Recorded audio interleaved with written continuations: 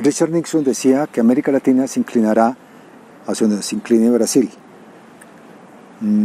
Eso sigue siendo válido. Se abre un nuevo escenario porque claramente tenemos a los dos grandes países de América Latina, las dos grandes economías y los dos países más influyentes en manos de proyectos políticos contradictorios, ¿sí? Uno de ultraderecha como es el de Bolsonaro y otro de centro izquierda como puede ser el de López Obrador. Brasil es un gran proveedor de materias primas del mundo.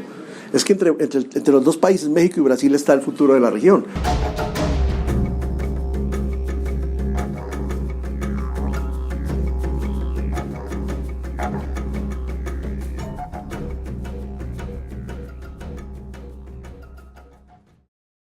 México, por eso, usted puede comparar, puede coger dos países como México y Brasil y va a encontrar que son países completamente diferentes. México ha sido un país de caudillos. Porfirio Díaz gobernó 30 y pico de años. Brasil ha sido un país de dictadores y de dictaduras, de poderes fuertes. El caso mexicano es un caso mucho más político, el caso brasileño creo yo que es un caso mucho más sociológico. Brasil siendo un país lleno de inmigrantes, sin un orgullo nacional muy propio, hasta la llegada de un tipo como Bolsonaro que seguramente estará tratando de inflamar eso, una cosa que no tenía antes.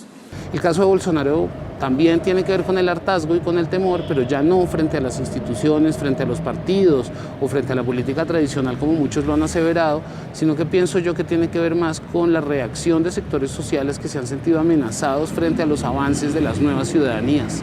Por eso, en cierta medida, lo de Bolsonaro es explicable en Brasil, donde el ejército ha jugado un papel importante en la historia de Brasil. Las inequidades heredadas del siglo XX están esperando su solución en el siglo XXI, y estoy pensando en México. El caso de México no me parece tan extraño, porque si bien es el primer candidato o el primer presidente de izquierda en muchísimos años, por el contrario, el talante del Estado mexicano es un talante mucho más liberal, mucho más abierto, mucho más progresista, en donde no es extraño que gane un candidato de izquierda.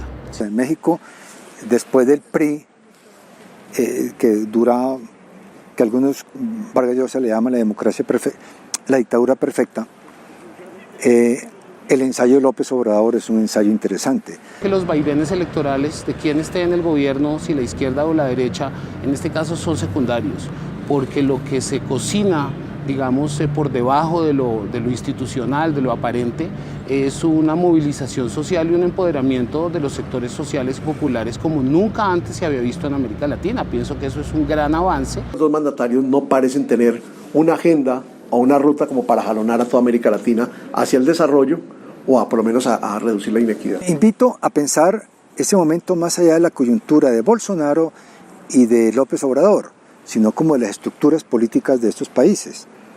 En nosotros es impensable una dictadura o un gobierno militar. Es decir, es lo más extraño que ha habido en la historia, pero lo más extraño que ha habido en la historia de Brasil es lo contrario. Estos gobiernos son coherentes con estos países.